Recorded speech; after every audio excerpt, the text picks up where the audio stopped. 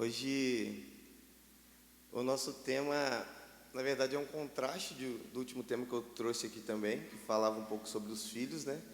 Esse agora é a importância da paternidade na vida dos filhos.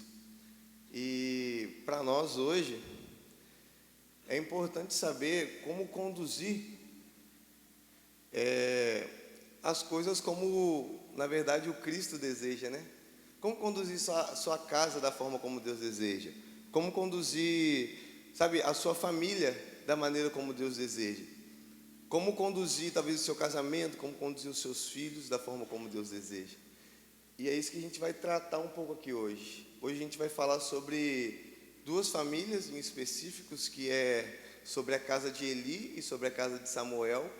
Talvez você já tenha ouvido sobre essas histórias bíblicas, talvez você já conheça, mas eu queria trazer isso novamente à nossa mente, trazer isso novamente ao seu coração, para que a gente possa compreender um pouco mais a fundo sobre isso. Você pode passar para mim? Foi. Obrigado. O texto áureo aqui para a gente está em Efésios 6. Se você quiser até marcar na sua Bíblia aí, esse é um texto que geralmente a gente esquece. A gente sempre vai lembrar de: filhos, obedeçam os vossos pais para que prolongue seus dias na terra. Mas esse mesmo texto ele vem com: e vós pais, não provoqueis a ira a vossos filhos, mas criai-os na doutrina e admoestação do Senhor.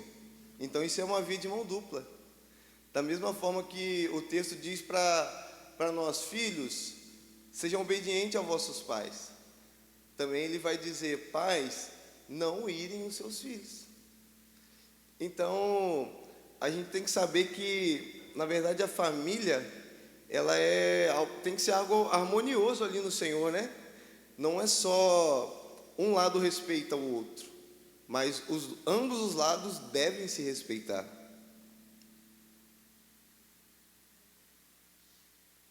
Passa para mim de novo.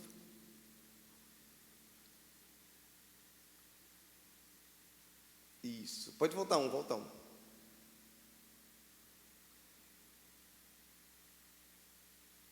Aí. Isso. Quando o padrão divino para a criação de filhos é negligenciado, as consequências... Pode voltar tem um texto antes desse. Passa o próximo. Beleza, vai chegar. Quando o padrão divino para a criação de filhos é negligenciado, as consequências são terríveis para a família cristã. Pode passar para o texto bíblico, que a gente vai ler um pouco sobre isso agora. Pode passar para o próximo. Pode passar. Isso. Abre aí sua Bíblia em 1 Samuel 2. 1 Samuel, capítulo 2, aí no verso 12. A gente, a princípio, aqui vai ler sobre os filhos de Eli e como que eles viviam, como que eles se portavam. 1 Samuel 2, verso 12. 1 Samuel 2, 12. Vamos ler? Vai dizer assim: os filhos de Eli eram ímpios. Em algumas versões vai dizer até filhos de Belial. Eram ímpios.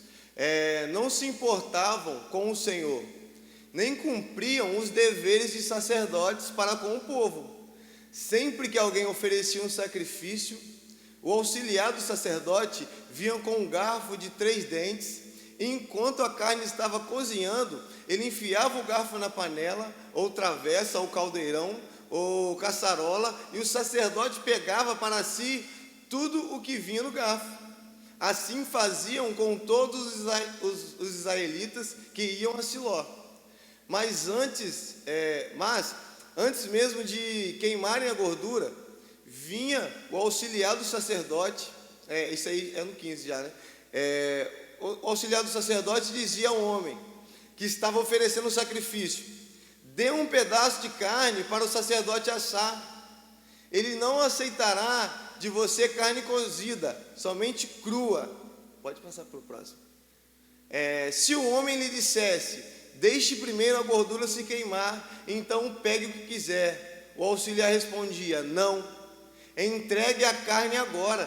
senão eu a tomarei à força.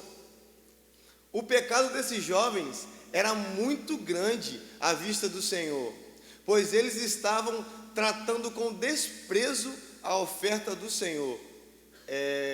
Pula para o 22 aí, vamos pular para o 22. Eli, já bem idoso, ficou sabendo de tudo que seus filhos faziam a todo Israel, e que eles se deitavam com as mulheres que serviam junto à entrada da tenda do encontro. Pode deixar esse texto aí. Antes disso eu queria comentar um pouco sobre esse texto aqui, para a gente só entender um pouco melhor. Os filhos de Eli, além de roubarem das ofertas que eram entregues ao Senhor, eles ainda se deitavam com as recepcionistas da igreja. Você entendeu o contexto disso? Então, eles não só roubavam de Deus, como eles também corrompiam o povo. Agora vamos ler aqui sobre os filhos de Samuel. Está em 1 Samuel 8, de 1 a 5. Vocês já viram hoje que a lição vai ser um pouco pesada, né? Vai dizer assim: quando envelheceu Samuel, nomeou seus filhos como líderes de Israel. Seu filho mais velho chamava-se Joel, o segundo Abias. Eles eram líderes em Beceba, mas os filhos dele não andaram em seus caminhos. Eles se tornaram gananciosos, aceitavam suborno e pervertiam a justiça. Por isso, todas as autoridades de Israel reuniram-se e foram falar com Samuel em Ramá, e disseram-lhe: tu já está idoso, e teus filhos não andam em teus caminhos. Escolhe agora um rei para que nos lidere, à semelhança das outras nações. A gente sempre vai lembrar desse último versículo aqui, né, que é quando o povo pede um rei.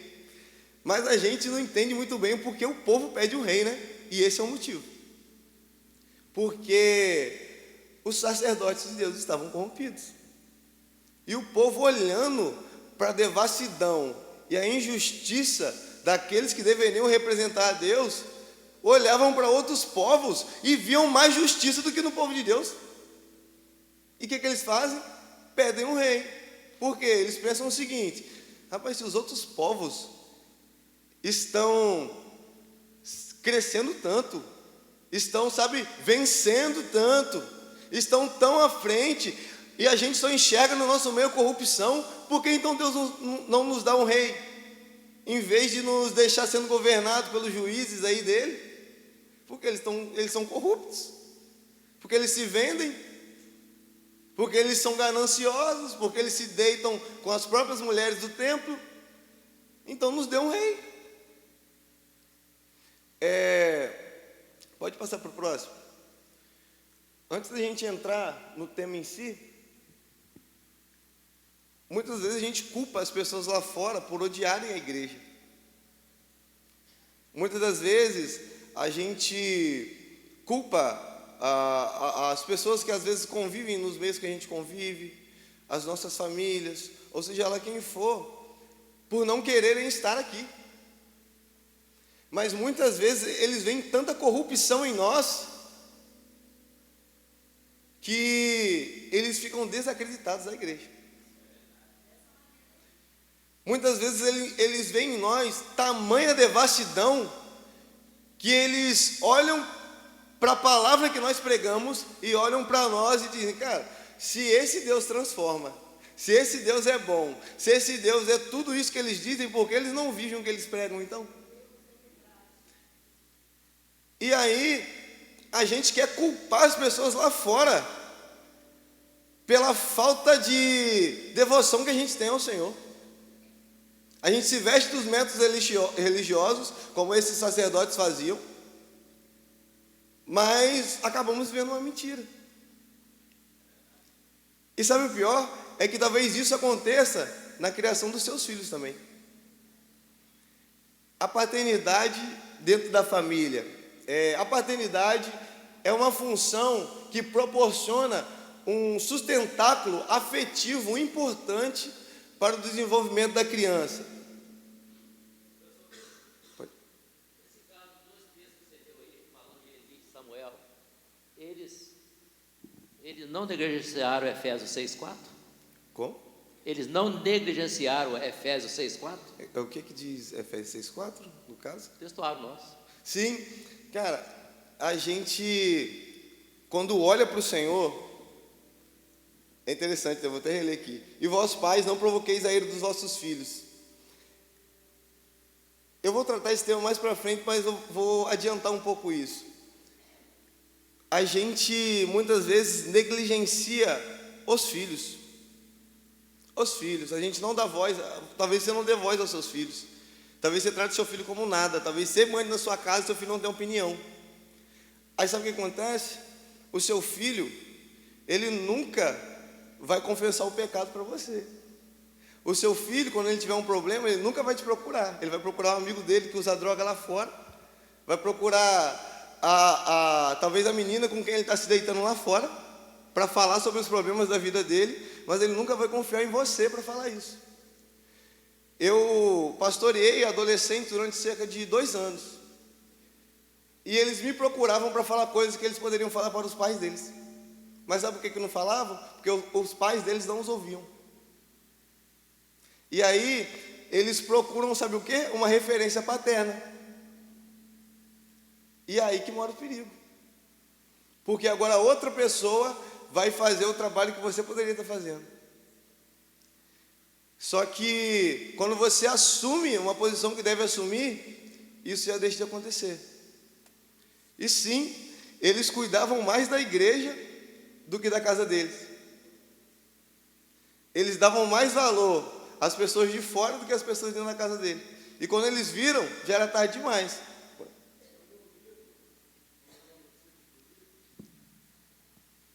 Pode passar para o próximo. Eu li o livro, eu não me lembro o título, onde o pastor faz uma declaração. Ele falou: eu arrumei uma amante, e essa amante me domina, ao ponto de eu não ver mais os compromissos paternos. A minha amante é a minha igreja. Pesado.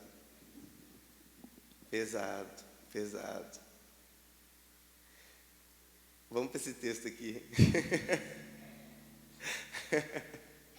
No princípio da humanidade, a figura do pai definia-se como o líder dentro do lar, responsável por prover, alimentar e cuidar da segurança da sua família. O papel da mulher era o de cuidar dos filhos, da casa e ser a ajudadora do seu esposo. Pode passar. A gente vai falar aqui um pouco agora sobre a perca disso, né? Que é a falta de autoridade no lar que esses homens deixaram de ter. Os sacerdotes Eli e Samuel eram homens que exerciam autoridade no serviço sacerdotal, que a gente estava falando aqui, mas foram descuidados com relação à autoridade no lar. Eli julgou o povo durante 40 anos. Ele era o cara na igreja. Ele era extremamente bom no que ele fazia, mas os filhos deles eram extremamente devassos. Sabe, ele cuidou tanto das coisas de fora, que quando ele olhou para dentro da casa dele, os filhos dele já estavam perdidos. As pessoas iam até ele: oh, seus filhos estão fazendo isso, seus filhos estão fazendo aquilo. Ele não tomava atitude nenhuma, porque ele não tinha mais autoridade nem sobre os filhos dele.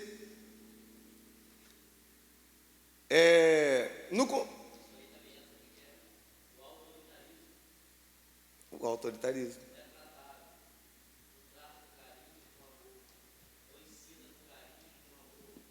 Colocar na parede, como era antigamente, tá? Pastores que excluíam os jovens na igreja e jogavam uma bolinha, certo? Por aí vai. É verdade. No contexto atual, a história se repete. Muitos obreiros cuidam bem das suas coisas espirituais e provêm as suas famílias, mas falham com suas responsabilidades a respeito da criação dos seus filhos. Pode passar. Eu estava até conversando com com o Rafa aqui, na hora que a gente chegou, que muitas vezes a gente está todo dia na igreja, né? E a gente nunca separa um tempo, talvez, para a família. Talvez você nunca separe um tempo para estar com seus filhos. Sabe? Talvez você nunca separe um tempo para estar com sua esposa. Mais para frente eu vou aprofundar um pouco sobre isso, mas entenda que o seu filho, ele vai olhar para você e ver um padrão a ser seguido. Ou ele vai olhar para outra pessoa e ver um padrão para ser seguido. E sabe o que vai influenciar na escolha dele? O nível de atenção que ele recebe. O nível de atenção que ele recebe. Então, se outra pessoa for pai para o seu filho, ele vai tratar ele como um pai, e vai ouvi-lo, e vai segui-lo, e vai tê-lo como padrão, e vai ter você como um estranho. Sabe? A paternidade tem total influência sobre a vida de um filho, porque todo pai é um herói de filho. Então, saiba que você é o padrão de Deus para o seu filho. Ouça bem isso, antes do seu filho olhar para Deus, ele vai olhar para você, e aí ele vai ver Deus em você, ok? Ele vai olhar para o sacerdote da casa e ver o padrão de Deus estabelecido ali, ou não. Talvez o seu filho odeie a igreja, mas por quê? Já pensou por quê? Talvez o seu filho odeie estar na igreja. Talvez o seu filho odeie falar de igreja. Mas por quê? Sim. E é isso. E às vezes o pai é um diácono, às vezes o pai é um pastor, às vezes o pai é um líder da igreja.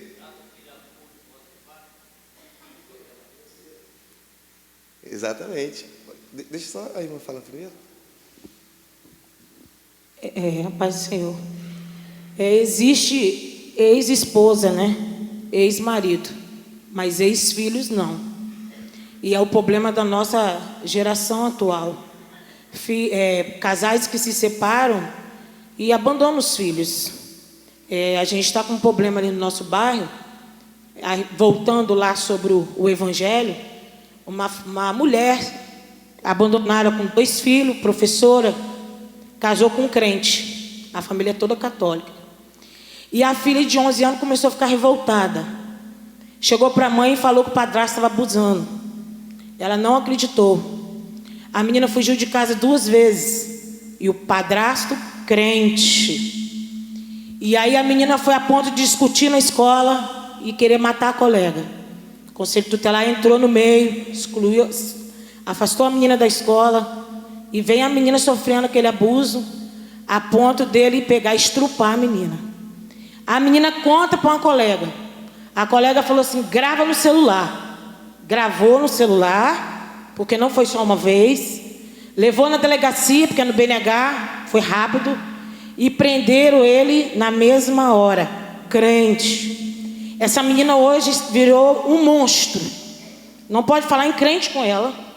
A mãe falou comigo sábado passado na padaria. Eu confiava muito nele, porque ele pregava muito. Ele era um homem de Deus e eu não acreditei na minha filha. Me ajuda em oração, porque minha filha virou um monstro. Essa menina está com 12 anos. Esse homem foi condenado agora, 20 e poucos anos de cadeia, 16 anos fechado. E aí entra aí na palavra: não ireis vossos filhos. Eu posso tirar meu filho quando eu não dou ouvido a ele. E quando eu fico tocando de parceiro todo dia, porque um adolescente não sabe nem quem respeitar mais. Hoje é um pai, amanhã é outro, amanhã depois é outro. Um dá uma ordem, outro dá ordem. E aí o adolescente não sabe nem quem respeitar. E se ira, e depois vão para o psicólogo. Essa menina já está no psiquiatra. E ela falou: me ajuda, porque a minha família, a outra não dormia com medo dele fazer a mesma coisa. E está lá o problema e o nome do evangelho escandalizado.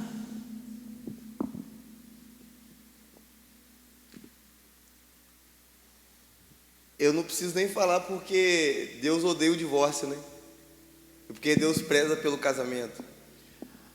A desatenção na família é coisa tão séria. Uma época eu trabalhava no hospital infantil E chegou um menino de 12 anos, ia fazer 12 anos.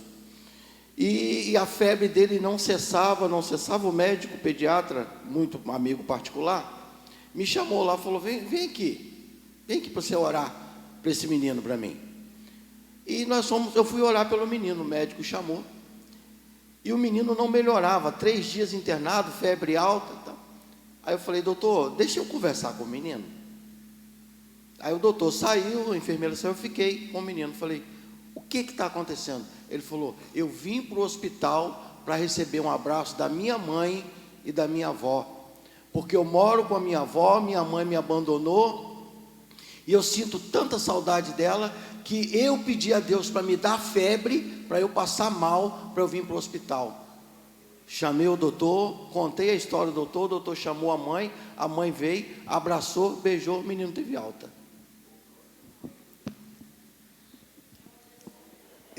Sabe o pior? É que isso não acontece lá fora, não. Isso acontece aqui dentro. Isso acontece. Se você sentar com o pastor Rafael, você vai ver quantos jovens procuram ele para falar sobre questões familiares. E justamente sobre os pais. Porque já cansaram de falar com os pais, mas os pais não dão a mínima. Não dão a mínima. Eu deixei essa pergunta em aberto. E eu vou abrir para 3 pessoas falarem um pouco sobre isso. Pode, você é a primeira. Não estou na pergunta, na resposta, não, nem li a pergunta.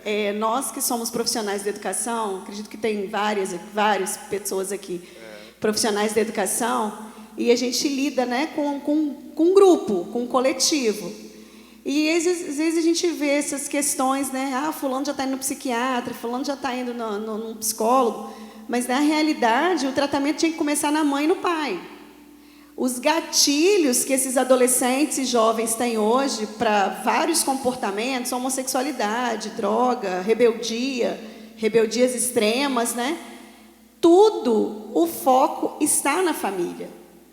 E eu louvo a Deus por essa revista, eu louvo a Deus por esses momentos de confronto que nós estamos tendo na EBD, para essa igreja que está lotada, porque nós estamos indo como família na contramão do mundo. E a gente precisa, dentro da nossa casa, dentro de nós, como pais, nós precisamos identificar e reconhecer onde nós estamos errando. Nós não somos 100% espirituais. Tem hora que a nossa carne grita, e grita com o nosso esposo, e grita com o nosso filho. Nós externamos coisas dentro da nossa família. O primeiro lugar onde nós externamos a negatividade é dentro da nossa família. Porque no serviço a gente tem jogo de cintura, onde a gente vai a gente tem jogo de cintura. Mas dentro da nossa casa, eu falo que a intimidade é uma coisa que nos leva a externar esse lado negativo que nós temos. Precisamos identificar e precisamos reconhecer, precisamos mudar. Amém. Amém. Pode falar, pastorzão. Existem 3 tipos de família. A família formada civilmente, a família passageira, tem um outro nome, mas eu não me lembro agora, e a família estabelecida. Eu pergunto aos irmãos, nós estamos aqui não simplesmente dentro de um salão para ouvir alguma coisa. Nós estamos aqui prestando um culto. E o culto se faz através da família. A família, não existiria mundo se não houvesse família. Só tem família hoje porque o Deus providenciou um cônjuge para você. Então, o que eu quero te dizer é que aqui bem próximo de nós tem uma pessoa que xinga, uma criança de 3 ou 4 anos, xinga de toda a sorte de mal e manda calar a boca. Essa criança vai crescer um monstro. Mas na sua família, Se você quiser perdoar e receber de Deus o perdão, abrace a sua família. Abrace, porque esses estarão com você até o fim. Então, se nós fizermos o que é mal, Deus nos tratará segundo a nosso posicionamento. Eu estou vendo aqui várias famílias. Eu queria que os sacerdotes familiares levantassem. O sacerdote é o marido. Fica em pé.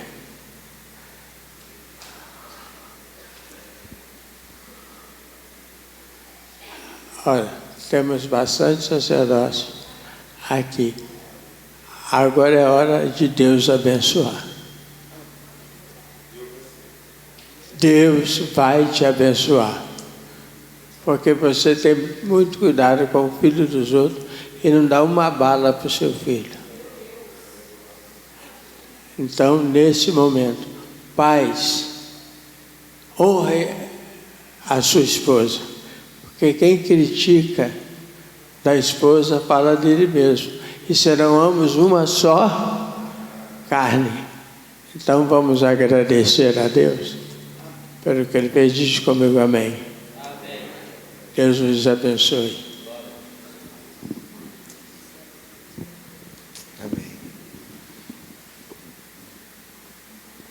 Então, Pai do Senhor, eu vou sair, pode parecer que eu estou indo na contramão da ministração, mas não é isso. Eu vou sair em defesa dos pais. Porque quando eu saio em defesa dos pais, eu estou saindo em defesa desses que também foram filhos e que também podem ter sofrido negligência, que também de pais que também não foram ensinados e muitas vezes reproduzem aquilo que eles viveram. Chega para nós, muitas vezes, crianças e adolescentes em situação que o problema não está na criança, o problema não está no adolescente. E aí a criança que é o bode expiatório da família, mas quem muitas vezes precisa de um atendimento, que precisa de um tratamento, e aí eu estou falando a nível psicológico, a nível espiritual também, são os pais. Porque tiveram uma educação deturpada, porque já tiveram uma referência de família totalmente deturpada. Então, como eles vão oferecer algo que eles não receberam? É somente no Senhor. Então, eu louvo a Deus por essa oportunidade que a igreja está tendo. E assim, se enquanto pais, em algum momento, os irmãos se sentirem errando, fracassando, busque ajuda, busque orientação, né? Porque sempre há tempo de reaver algo, de consertar algo, para que você possa ter um relacionamento saudável com seu filho. Amém. Amém.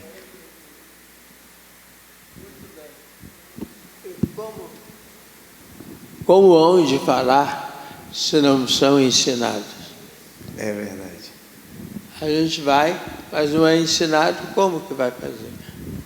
Então, o nosso dever é nós cuidarmos da família aqui na igreja. Amém.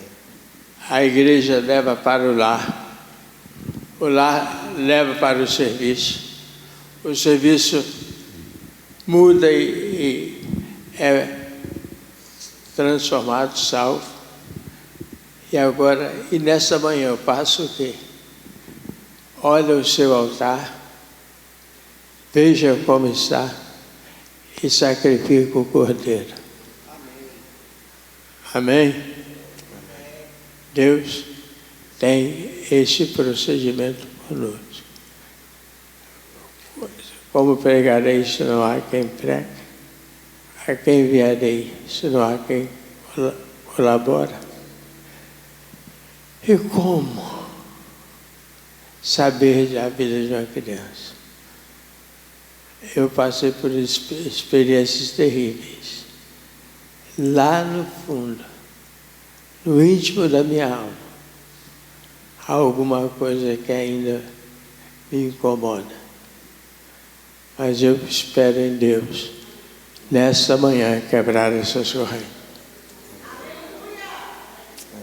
Eu não sei quem é meu pai, eu não sei quem é meu avô, porque os dois estupraram a minha mãe. Ela não sabe de quem eu sou filha. Mas, de qualquer maneira, eu me alegro no Senhor, porque me deu condições de ser pai. Então, eu quero pedir aos irmãos que cuide da família.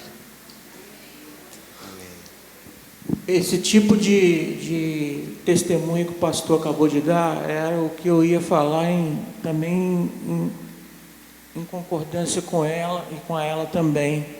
São muitas vertentes, entendeu? Todas causando a mesma coisa, o mal. O que eu particularmente acho como pai de mais difícil é ter essa unção que o pastor falou aqui agora, que ele vem dessa história horrível, entendeu?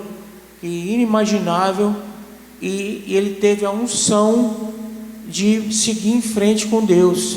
A coisa mais difícil que eu imagino que um pai tenha que fazer, porque a nossa cultura é machista, sempre foi machista. Eu tenho 62 anos e fui educado dentro do machismo. O pai, ele não falava nada comigo, nada, entendeu? E hoje eu sou pai, e eu imagino o seguinte: a coisa mais difícil que tem para um pai é ele reconhecer que ele está errado. Aquele exemplo que ele não teve, ele tem que se engrandecer espiritualmente para poder dar para o filho dele o que o filho dele precisa. Exatamente. Isso é muito difícil, é muita unção. Isso aqui não dá nem para falar. E essa referência, na verdade, a gente tem em um pai soberano, que é Deus. O meu pai se separou da minha mãe quando eu era assim, tinha cerca de 1 ou 2 anos. E meu pai era usuário de droga. Então não tive convivência nenhuma com ele. Minha mãe logo em seguida me deixou para morar com meus avós. Então essa referência de família eu fui ter com meus avós. Mas hoje vocês estão me vendo aqui. Muitas vezes a gente se faz de vítima também, né? De determinadas situações. E nada melhor que um exemplo para contrariar isso, né? Então, essa referência que eu fui ter no meu avô depois. E hoje eu não fico remoendo essas coisas do passado, pelo que aconteceu, pelo que houve, porque foi assim, foi aquilo. Porque eu entendi que em Deus eu recebo uma paternidade. E essa referência é quem cura quem nós somos. E isso vale tanto para o filho quanto para o pai. Talvez você não tenha recebido uma referência paterna adequada, mas Deus é pai por isso. Porque toda essa referência e suporte vem de Deus. Eu lembro que eu ia iniciar meu seminário, antes de eu entrar nessa pergunta aqui, eu lembro que eu ia iniciar o meu seminário, mas só que a nossa igreja, ela estava em uma construção ferrenha, então ela não ia conseguir bancar meu seminário. Aí o que eu fiz? Eu orei ao meu pai. E isso foi no domingo. Quando foi na segunda, eu recebi um aumento, que era exatamente o valor de pagar o seminário. Então, eu entendo que eu tenho um pai que cuida de mim. E eu entendo que esse pai tem as características que realmente um pai tem. É o que provê, é o que protege, é o que cuida, é o que é referência para ser seguida. E quando a gente olha para ele, a gente deixa de olhar para as circunstâncias da vida que nos levariam para longe de um pai. Então, talvez a gente esteja buscando a cura, talvez nos lugares errados. Mas a cura está nele. Sim, mas a cura está nele. E eu deixei essa pergunta aí em aberto, que é como ter um ministério produtivo e uma família abençoada. Deixa eu até passar aqui para... Pode passar aí para mim, pode falar. Para crente não há como ter justificativa de viver uma vida ignorada. Não tem. Não tem. Não tem. Para crente não. Tá? Porque ele tem Bíblia para ler. E a Bíblia tem a resposta para tudo. Tem resposta Né? para tudo. Se não recebe do altar, tem a Bíblia, tem oração, né? Amém? Amém. Exatamente. Como ter um ministério produtivo e uma família abençoada? O primeiro ponto que eu coloquei aí é conhecendo a palavra de Deus. Porque essa palavra dele é que gera vida em nós. Essa palavra dele que é um manual de vida, como o Mancini começou falando aqui. É a palavra de Deus que dita como uma vida tem que ser. Então, se você vive por essa palavra, com certeza você vai ser transformado por essa palavra. E eu coloquei um texto aqui que talvez você não vá dar para ler, ficou um pouco pequeno, que está em 2 Timóteo 3,16. Vai dizer assim: toda a escritura é inspirada por Deus e útil para o ensino, para a repreensão, para a correção e para a instrução na justiça, para que o homem de Deus seja apto e plenamente preparado para toda boa obra. Como que você vai ensinar seu filho então? Com a palavra de Deus. Porque tudo que ele precisa saber sobre quem ele precisa ser está ali. Tem a Bíblia. E a Bíblia torna o homem apto para toda boa obra. Então, aonde você vai se basear para ensinar seu filho? Na Bíblia. Quer ver um livro bom para você ensinar com sabedoria? Os livros que Salomão escreve.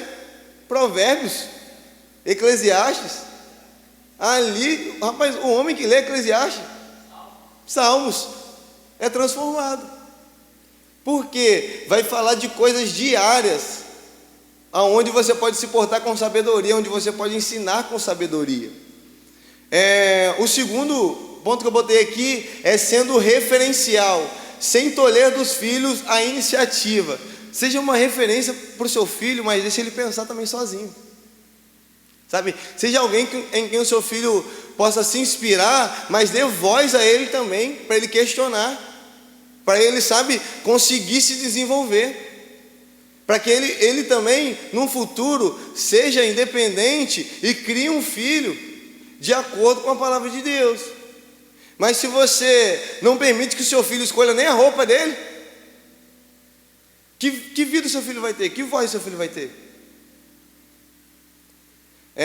O terceiro ponto que eu coloquei aqui foi reservando tempo de qualidade para seus filhos. Educa a criança no caminho que deve andar, e até quando envelhecer não se desviará dele. Educa a criança no caminho. Quando você reserva um tempo de qualidade para o seu filho, e nisso você ensina ele, você está ensinando no percurso. Ele está olhando para você, está de mão dada com ele aqui, andando no caminho que é Cristo, e você está mostrando para ele com a sua vida o que ele deve ser no futuro.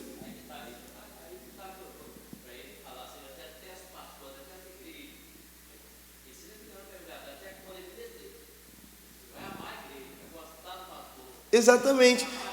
Mas quando você não reserva um tempo de qualidade para o seu filho, talvez você seja um líder da igreja, um diácono, um pastor.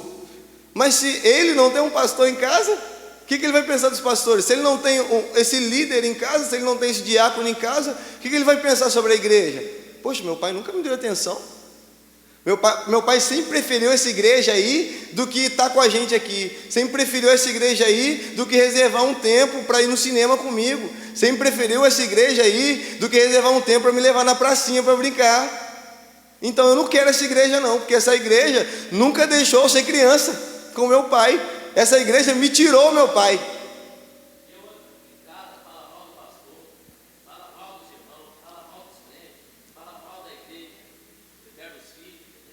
O que o filho vai pensar sobre a igreja?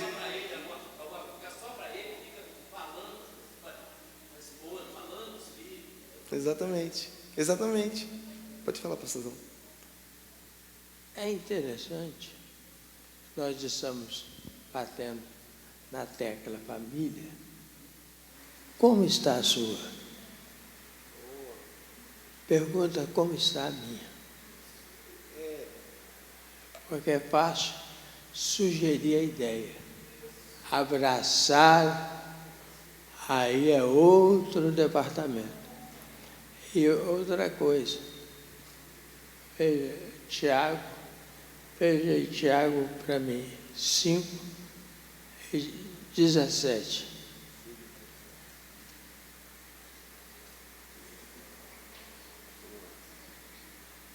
Elias era homem semelhante a nós, sujeito aos mesmos sentimentos, e orou com fervor para que não chovesse sobre a terra. E por 3 anos e 6 meses não choveu. Depois orou de novo. Então o céu deu chuva e a terra produziu os seus frutos.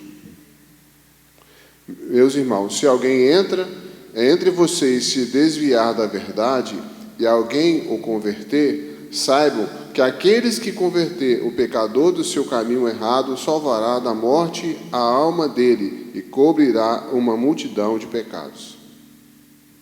Então, nós entendemos que evangelizar é um dom de Deus. Hoje nós estamos estremecidos porque a lição está mexendo com a origem.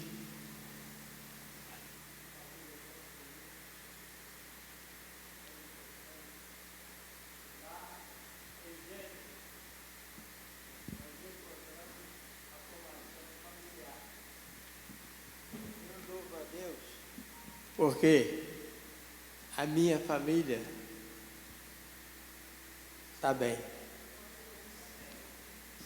Não justifica eu ficar chorando pelos cantos e dizendo que não consegui. É botar o joelho no chão porque Deus muda. Eu era menino, usava um calção que era o remendão.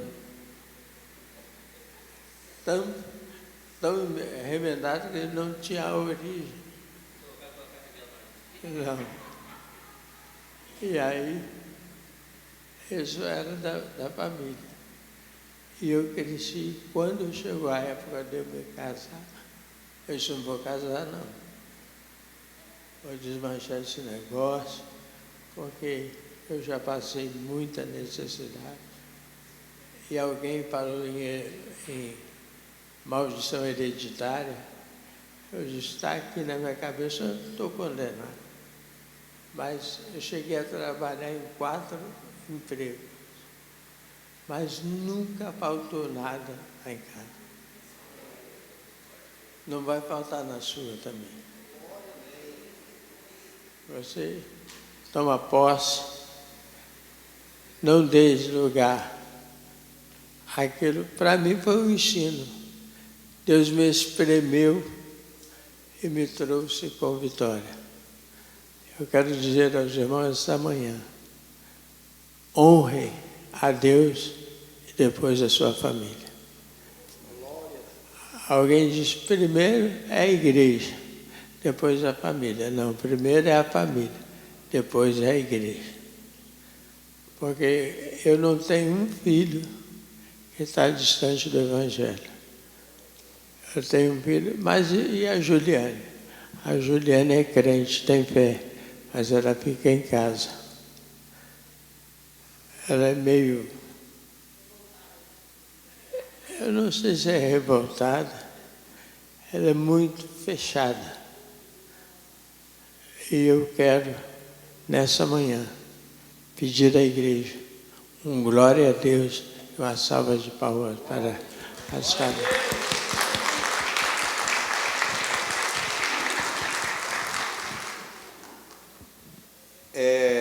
A gente vai falar um pouco sobre alguns tipos de paternidade extremistas.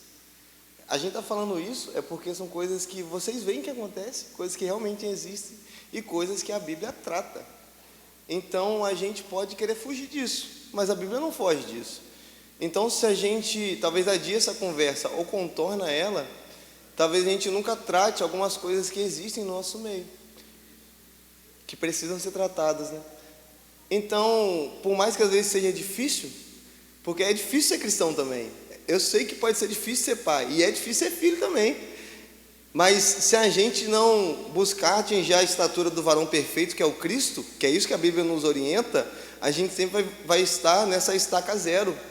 e sempre conformado com o nosso pecado, conformado com o nosso modo de vida, e nunca vamos ser transformados pelo Cristo. Pode passar para o próximo. Paternidade autoritária. O pai autoritário trata os filhos como se fossem elementos neutros, sem sentimentos, sem memória e sem vontade, somente dá ordem aos filhos. Esse tipo de autoridade, de imposição, sabe apenas manipular os filhos e exigir deles comportamentos forçados. Os filhos obedecem por medo, culpa, remorsos e rancor.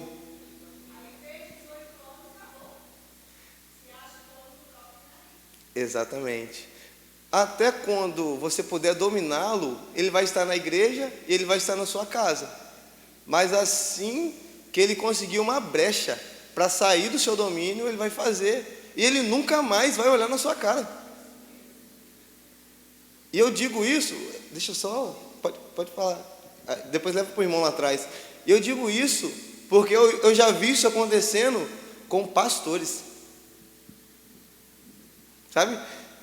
Então, cuidado ao criar os seus filhos. Eu era alguém que tinha aversão ao pastor.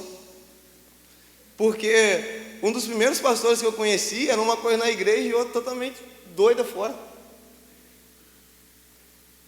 Eu olhava para o modo de vida que ele vivia com as pessoas ali, eu falava assim, rapaz, eu nunca quero ir nessa igreja não, esse tal de igreja. Eu ia na casa de um amigo meu para jogar sinuca e esse pastor de vez em quando estava lá. Nossa, quando eu chegava ele estava lá, dava vontade de ir embora. Sabe? E quando eu comecei a ir na igreja só para jogar bola, né? Só ia para jogar bola. E eu lembro que quando eu encontrei um outro pastor, agora na igreja que eu comecei a frequentar, esse cara me deu um abraço, já fiquei cismado. Falei assim, abraço um homem? Aí sabe o que ele falou comigo? Ele falou assim, eu vou ser seu pai. E depois disso, a minha visão sobre o pastor mudou. Então, talvez a sua referência como sacerdote na sua casa não seja boa para o seu filho. Não deixe que o seu filho busque essa referência em outros lugares. Sabe? Na sua casa você é o pastor. Na sua casa o sacerdote é você. Na sua casa o pastor Marcos, o pastor Joênis, o pastor José Alves vão estar lá vigiando você. Na sua casa você é a referência de Deus lá para o seu filho. Sabe? Deixa só de falar aqui, melhor. Eu acho assim muito bonito, porque em casa não existe máscara.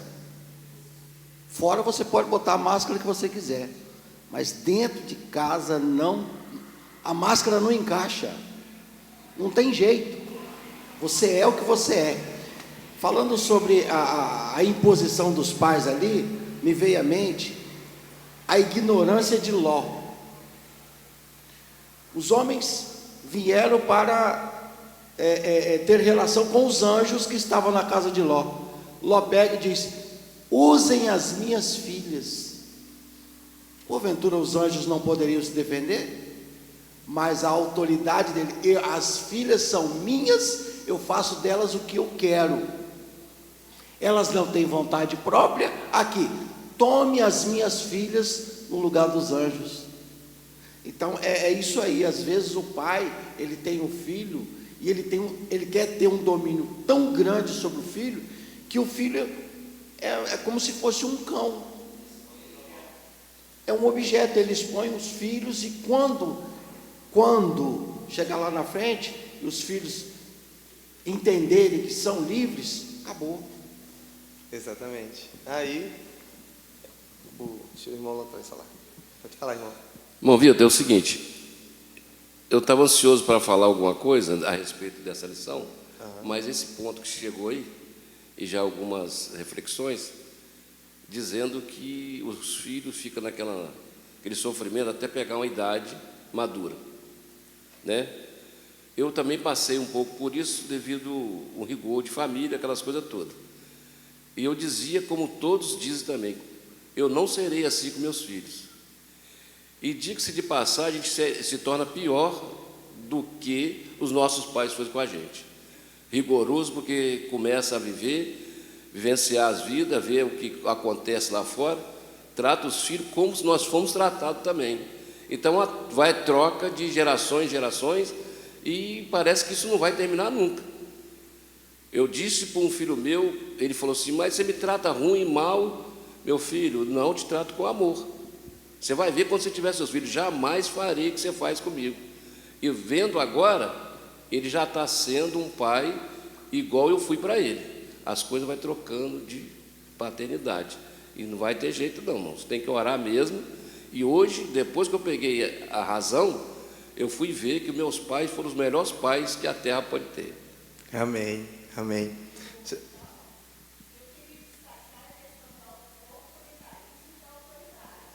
É diferente.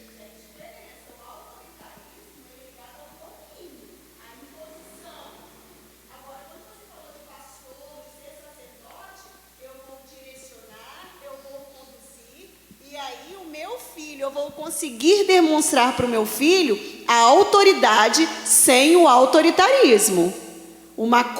São coisas diferentes.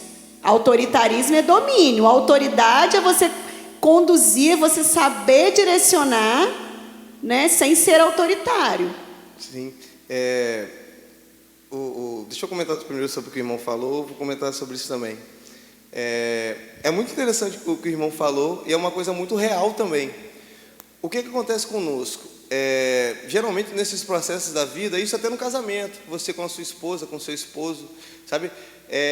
A gente erra numa forma de falar, numa forma de conduzir uma situação. Mas o que define um cristão para um não cristão nessas situações? Os cristãos são capazes de se arrepender e voltar atrás no que fizeram. Então, muitas vezes, talvez a gente erre na criação dos filhos, erre no tratamento com as esposas. Então, nesse momento, a gente tem que voltar. Olha, eu falei isso com você, eu fiz isso, mas eu errei.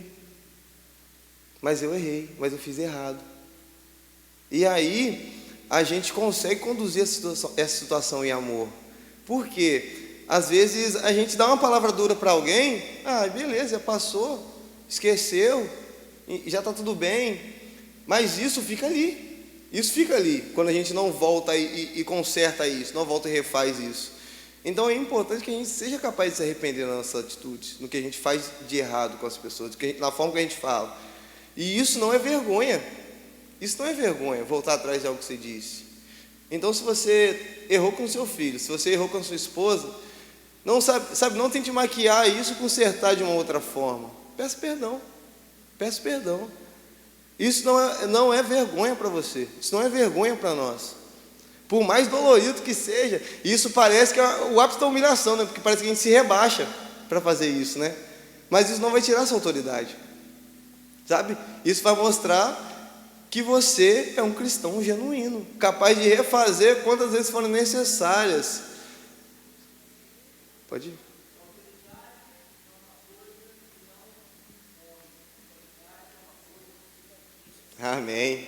Amém.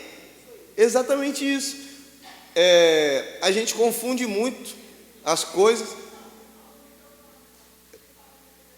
Pode repetir. A autoridade é uma coisa que não se impõe, senão vira autoritarismo e causa tudo isso aí que você citou. A autoridade é uma coisa que se conquista com o seu exemplo, com a sua conduta e com o seu arrependimento quando você está errado. E como a nossa sociedade é machista, muita gente foi educada, da minha geração, foi educada a não pedir perdão, a não baixar a cabeça, a não chorar se ele for homem. Já o cristão que tem autoridade sobre a sua família e os seus filhos, ele conquista isso fazendo esse ato de baixar a cabeça e pedir perdão. Isso aí não é humilhação, isso aí é amar a si, a Deus e aos seus filhos. Amém.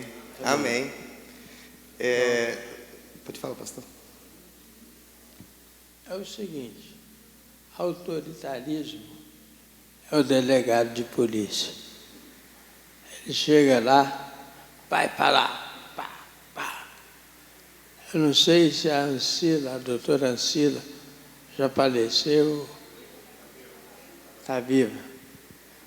Olha aqui está o pastor, e aqui está a delegada, que é a lei. O pastor é misericórdia, mas a lei corta reto. Então toma vergonha na cara. Pá, pá, pá. Ia batendo. Então o que eu quero dizer? Não use de autoritarismo no seu lar. Lá tem autoridade. Eu tenho 4 filhos. Nem do cargo que exerce.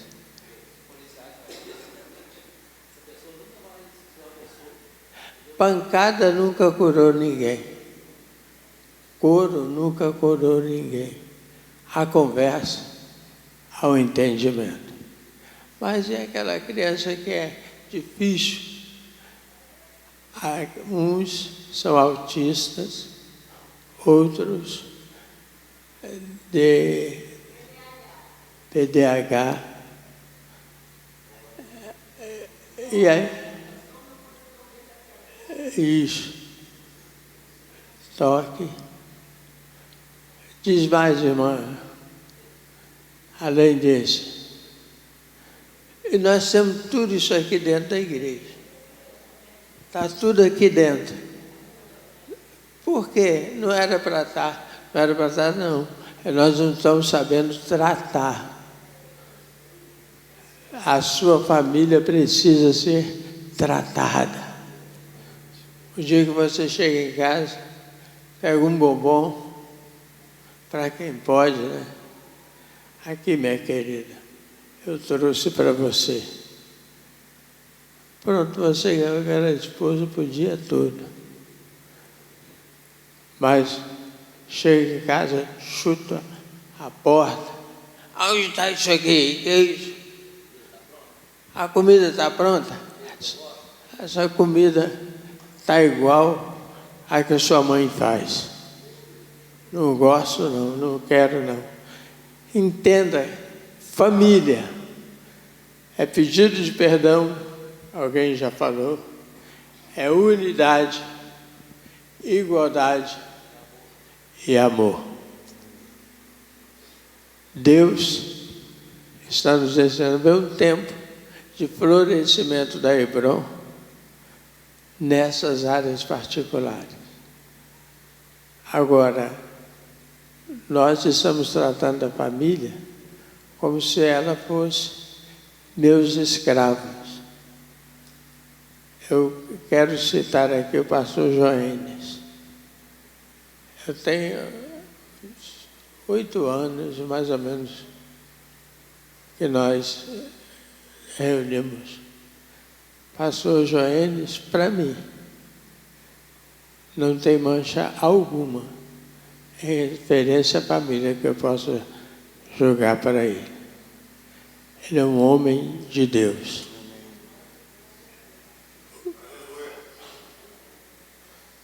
Dá vontade de chorar.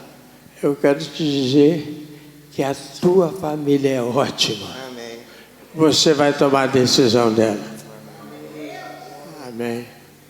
Irmãos, vamos encerrar as perguntas agora, deixar o professor concluir. Amém. Senão não vai dar tempo de finalizar. Amém. Tá bom, irmãos? Irmão? Amém. Sobre a questão do autoritarismo, é muito interessante a gente tratar disso aqui agora. Por quê? Porque isso envolve todas as áreas, desde o líder da igreja até o pai. Porque autoridade não tem a ver com cargo. Mas muitas pessoas só têm autoridade quando recebem um cargo. E isso se torna autoritarismo. Então, a primeira pergunta que eu quero fazer a pergunta agora. A primeira pergunta que eu quero fazer é: você líder, exercendo qualquer ministério que seja da igreja, deixando de ter o cargo que você tem, você ainda teria autoridade? As pessoas ainda te respeitariam? As pessoas ainda te procurariam? Se você pensa que não, talvez você esteja exercendo uma posição de autoritarismo, não de autoridade. Quando eu olho para os nossos pastores aqui, José Alves, Joênis, pastor Marco, pastor Felipe, pastor Rafael, se nenhum deles fosse pastor, eles ainda teriam autoridade. Porque nada tem a ver com o cargo, nada tem a ver com a posição.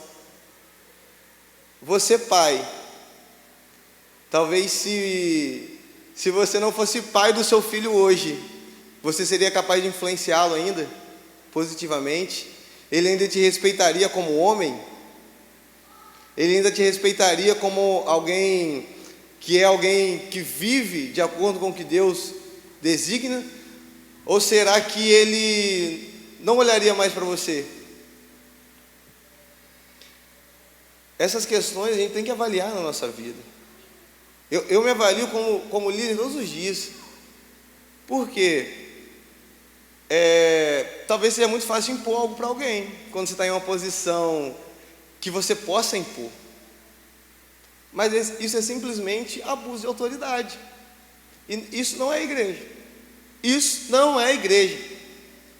Se você não for capaz de influenciar alguém com aquilo que Deus te entregou, esquece.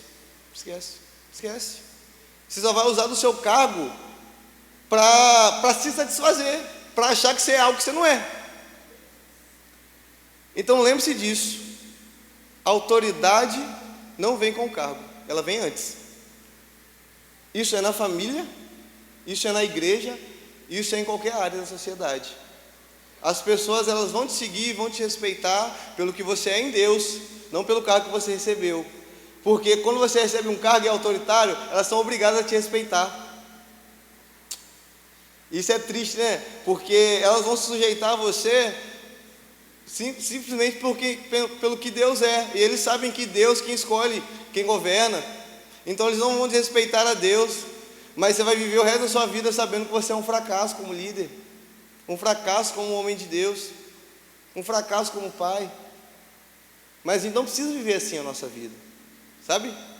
Seja alguém que as pessoas amem, que as pessoas respeitem pelo que é e pelo que carrega. Paternidade permissiva, esse é o penúltimo ponto para a gente encerrar. Deixa eu ler aqui.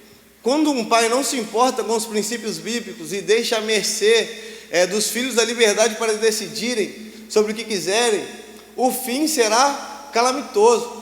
Essa paternidade, ou até mesmo a maternidade, é um tipo de tolerância sem freio algum, que induz a criança a até imaginar que seus pais não as amam e nem se importam com suas necessidades emocionais e físicas.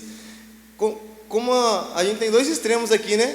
Da mesma forma que um pai às vezes quer decidir tudo pelo filho, quer segurar, não dar voz ao filho, outros pais simplesmente se esquecem, deixam os filhos fazerem o que quiserem, sem responsabilidade, sabe?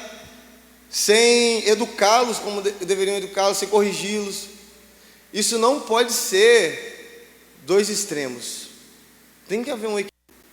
Por quê? Senão ainda assim vamos acabar no mesmo lugar. Da mesma forma como você não deve calar o seu filho, sabe? Não deixar que ele decida algumas coisas. Da mesma forma também você não pode deixar ele solto sem freio no mundo, sem ensiná-lo o caminho.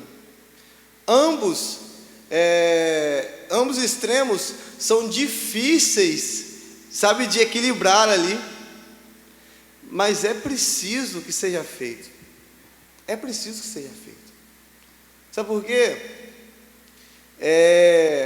Os seus filhos devem ser criados nos padrões que Deus deseja que eles sejam criados. Então se preocupem em educá-los da forma como o Senhor deseja. Procurem no Senhor as respostas para algumas perguntas. Na palavra de Deus, a forma como lidar com algumas situações.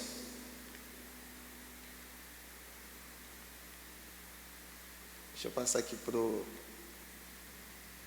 isso aqui a gente já falou um pouco.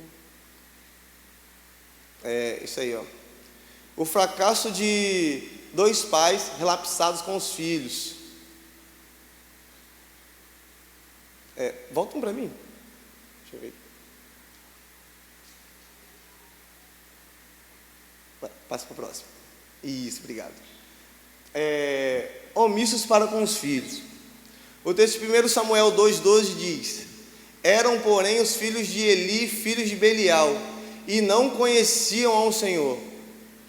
Imaginem um homem dedicado ao ministério sacerdotal por mais de 40 anos, que tinha uma família constituída de pelo menos 2 filhos, os quais, convivendo com os trabalhos sacerdotais do pai, não conheciam o Senhor. No caso de Samuel, não foi muito diferente. Seus filhos não tinham nenhuma disciplina, tornaram-se avarentos e profanos. Pode passar para o próximo.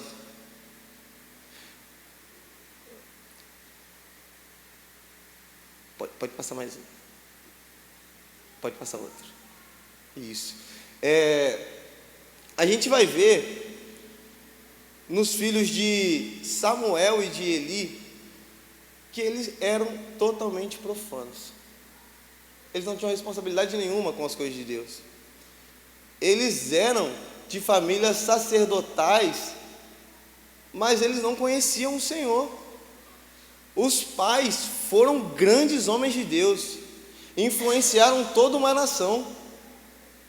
Eli julgou o povo durante 40 anos, mas os filhos se tornaram profanos, porque foram negligenciados pelos pais.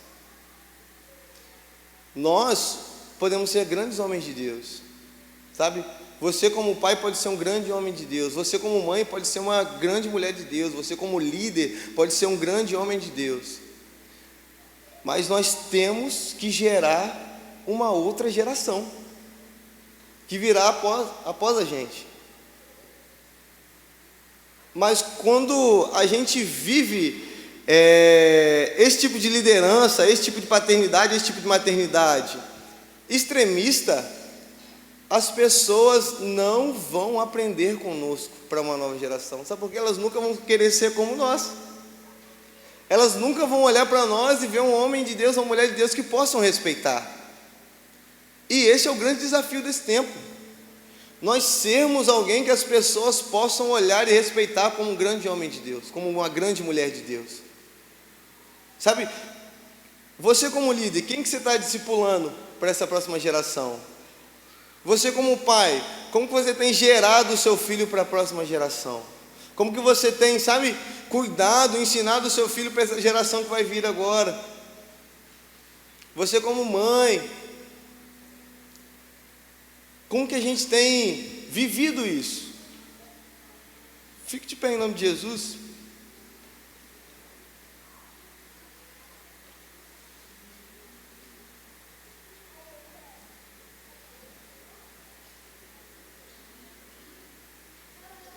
Amém.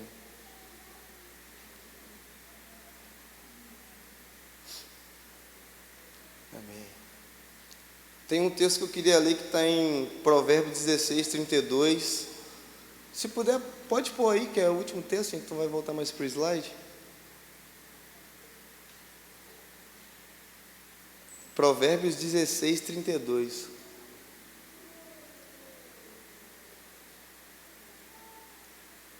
Melhor o que tarda em irar-se do que o poderoso, o que controla o seu ânimo do que aquele que toma uma cidade. Vou ler uma outra versão aqui também. Melhor é o homem paciente do que o guerreiro, mais vale controlar o seu espírito do que conquistar uma cidade. Sabe quem que viveu isso aí? Caim. Caim viveu isso. Caim não foi capaz de controlar o seu espírito e matou o seu irmão. Caim edificou uma cidade, mas não foi capaz de se conter na sua ira. Tem um pensador que ele vai dizer o seguinte: dominar o outro é força, mas dominar a si mesmo é o verdadeiro poder. E às vezes a gente destrói tudo à nossa volta, porque a gente não é capaz de conter o nosso espírito, a gente não é capaz de ter o domínio próprio, Às vezes a gente dizima todas as pessoas da nossa família, os nossos amigos, sabe? Porque a gente não é capaz de se conter. A gente não é capaz de se conter. É por isso que a gente tem que agora ir ao Senhor e aprender dele, que é manso e humilde de coração. E aprender dele, que ao invés de matar, ele morre.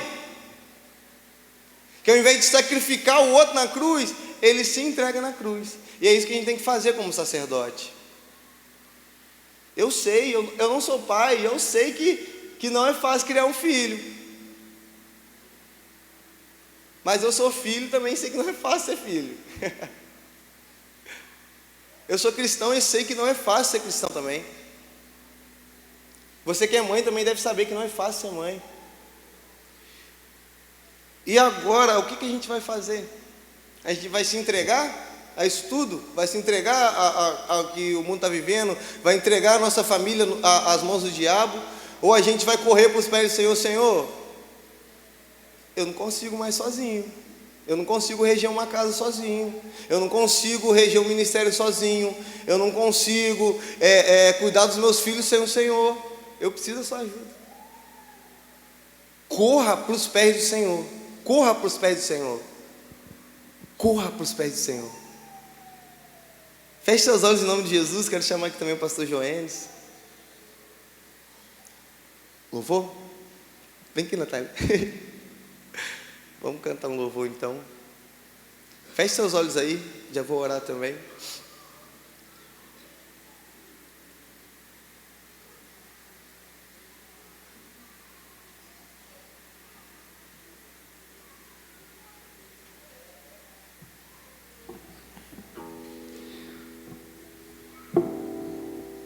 Oh Deus,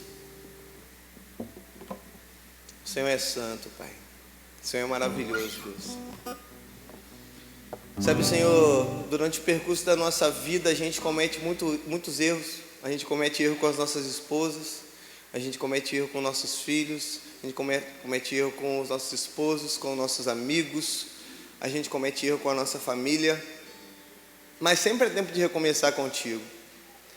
Sempre é tempo, Senhor, de mudar de direção, sempre é tempo de aprender do Senhor. Sempre é tempo, Senhor, de voltar atrás e refazer. Senhor, nós precisamos quebrar as paredes que construímos.